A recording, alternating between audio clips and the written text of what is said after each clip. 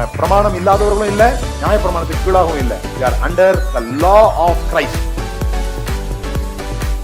ஒரு கடவுள் அன்பானவராகவும் கோபமானவராகவும் என்ன பண்ண முடியாது, இருக்க முடியாது.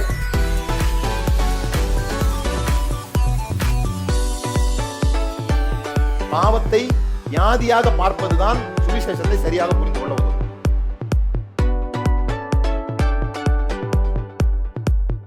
இந்த சிந்திக்க தூண்டுறதுனாலதான் பரிசேயர்களுக்கு அவர் மேல அவ்வளவு கோபம் வந்துச்சு.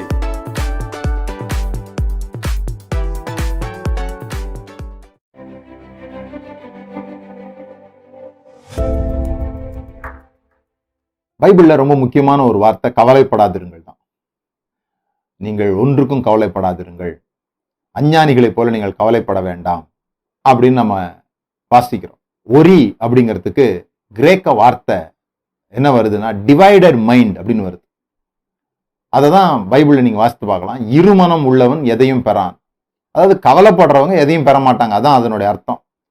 ஏன்னா இந்த கவலைப்படும் பொழுது இந்த பல டைரக்ஷன்ல ஒரே நேரத்துல இந்த மனம் பயணம் செய்யுது. அப்படி பயணம் செய்யும் போது எதையும் நாம என்ன பண்ண முடியறதில்ல, பெற்றுக்கொள்ள முடியறதில்லை. ஸோ கவலைகள் என்பது நம்ம இடத்துல இருக்கக்கூடாத ஒன்று என்று எல்லாருக்கும் தெரியும். ஆனா சில பேர் இந்த கவலைப்படுகிறது அப்படிங்கிறத விரும்புறாங்க. ஏன்னா அவங்க இந்த கவலைப்படும் போது தான் தங்களோட வாழ்க்கையில அவர்கள் அக்கறை உள்ளதாக இருக்கிறதாக நினைக்கிறாங்க. கவலைப்படுறது தான் வாழ்வில் ஒரு பாதுகாப்பாக அவர்கள் உணர்றாங்க. கவலைப்படும் போது அவங்க ஏதோ ஒரு வேலை செய்யறதா நினைக்கிறாங்க. ஒரு முக்கியமான வேலை செய்யற மாதிரி அவங்களுக்கு ஒரு யோசனை வருது.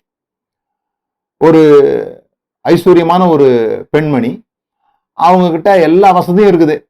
நல்ல கணவன், அருமையான குழந்தைங்க, எல்லா வசதிகள் எல்லாம் அவங்ககிட்ட இருக்குது. ஆனா அவங்க கவலையாவே இருக்கிறாங்க. ஒரு நாள் வேலைக்காரன் கேட்கறான், என்னம்மா உங்கள்கிட்ட இருக்கிறதெல்லாம் என்கிட்ட இருந்தா எனக்கு எந்த கவலையுமே இருந்திருக்காது, ஆனா இவ்வளவு வச்சுட்டு நீங்க ஏன் கவலைப்படுறீங்க அப்படின்னு அந்த அம்மா சொன்னாங்களாம். போடா, கவலைப்படுறதுக்கு ஒண்ணுமே இல்லைன்றதுதான் என் கவலை அப்படின்னாங்களாம். அது போல சில சமயத்துல கவலைப்படுறதுக்கு ஒண்ணுமே இல்லாதது கூட ஒரு கவலையா மாறிடுது. நான் உங்களுக்கு சொல்றேன், கவலைப்படுதல் என்பது தேவன் விரும்பாத ஒரு விஷயம். ஏன் கவலைப்படுறாங்கிறதுக்கு ரெண்டாவது ரீசன் என்னன்னு சொன்னா, அவங்களுக்கு எப்படி இந்த கவலையை நிறுத்துறதுன்னு தெரியல. ஒரு பிரச்சனை வருது, அதற்கு கவலைப்படுறது ஒன்றுதான் தீர்வு என்பது போல அவங்க நினைக்கிறாங்க. நான் இப்ப உங்களுக்கு அந்த தீர்வை சொல்றேன். உங்களுக்கு நான் எப்படி கவலையை நிறுத்தலாம் அப்படின்ட்டு. இப்போ உங்களுக்கு கவலையை ஏற்படுத்தக்கூடிய, பயத்தை ஏற்படுத்தக்கூடிய ஒரு பிரச்சனை இருக்குதுன்னு வச்சுக்கோங்களேன். அந்த கவலை நீங்க ஒரு தப்பா போயிடுச்சுன்னா, இந்த விஷயம் தப்பா போயிடுச்சுன்னா ஒரு 10 விதமான ரிசல்ட் வரும்னு வச்சுக்கோங்க. 10 விதமாக இது தப்பா போகலாம் அப்படின்னு நீங்க யோசித்துக்கோங்க. அந்த 10 விதத்தையும் யோசித்துக்கோங்க. அந்த 10 விதத்துக்கும் ஒவ்வொரு சொல்யூஷன் கண்டுபிடிங்க. இப்படி நடந்துருச்சுன்னா இதுக்கு இந்த தீர்வு, இப்படி நடந்துருச்சுன்னா இதுக்கு இந்த தீர்வுன்னு கண்டுபிடிங்க. கவலை போயிடும். இதை ஏன் சொல்றேன்னா, நிறைய நேரத்துல நாம் தீர்வுகளை நோக்கி யோசிக்காததுனாலதான் கவலைப்பட்டு கொண்டே இருக்கிறோம். ஒரு விஷயம் நடக்குது, கவலைப்படுகிறோம், அதோட நின்றுடுறோம். ஒரு காரியத்திற்கான தீர்வை கண்டுபிடிக்கும் பொழுது பயமும் கவலையும் நம்ம விட்டு போயிடும். நிறைய கவலைகள் நமக்கு கற்பனையில் மட்டும்தான் இருக்குது, நடந்ததே கிடையாது. நாம கவலைப்பட்ட எத்தனையோ விஷயங்கள் இப்படி நடந்துருமோ அப்படி நடந்துருமோன்னு கவலைப்பட்ட எத்தனையோ விஷயங்கள் நடக்காமலே போயிடுது. So many fears, many worries are imagination. Mark Twain என்று இப்படி சொன்னார், எனக்கு நிறைய பிரச்சனைங்க, அதுல சிலது நடந்துருச்சு அப்படின்னாரு. ஏன்னா மற்றதெல்லாம் கற்பனையில் இருக்கிறது தான். ஆகவே தீர்வுகளை நோக்கி யோசிங்க, கவலைகள் உங்களை விட்டு போய்விடும். எனக்கு தீர்வே வரல அப்படின்னு நீங்க நினைக்கிறீங்களா? எனக்கு தீர்வே கண்டுபிடிக்க முடியலன்னு நினைக்கிறீங்களா? சில பிரச்சனைங்க கொஞ்சம் டைம் கொடுத்தீங்கன்னா அதுவாகவே போயிடும். நாம தான் ரொம்ப முந்திப்போம்.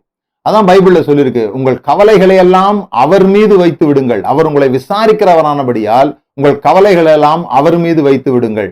உங்களுடைய எல்லா கவலையையும் தேவன் மேல வையுங்க. நீங்கள் ஒன்றுக்கும் கவலைப்படாமல் எல்லாவற்றையும் ஸ்தோத்திரத்தோடு கூடிய ஜபத்தினால சொல்லியிருக்கல. சோ உங்களுக்கு தீர்வை நோக்கி சிந்திக்க முடியலன்னா எல்லா கவலையும் கடவுள் கையில கொடுத்துட்டு அவர் பார்த்துப்பார் என்று சொல்லி நிம்மதியோடு கூட இருக்கவும் செய்யலாம்.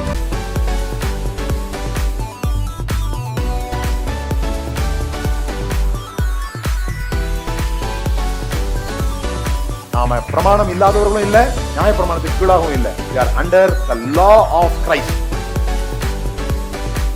ஒரு கடவுள் அன்பானவராகவும் கோபமானவராகவும் என்ன பண்ண முடியாது, இருக்க முடியாது.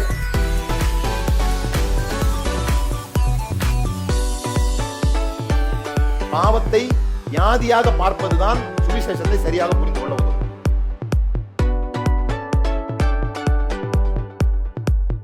இந்த சிந்திக்க தூண்டுறதுனாலதான் பரிசேயர்களுக்கு அவர் மேல அவ்வளவு கோபம் வந்துச்சு.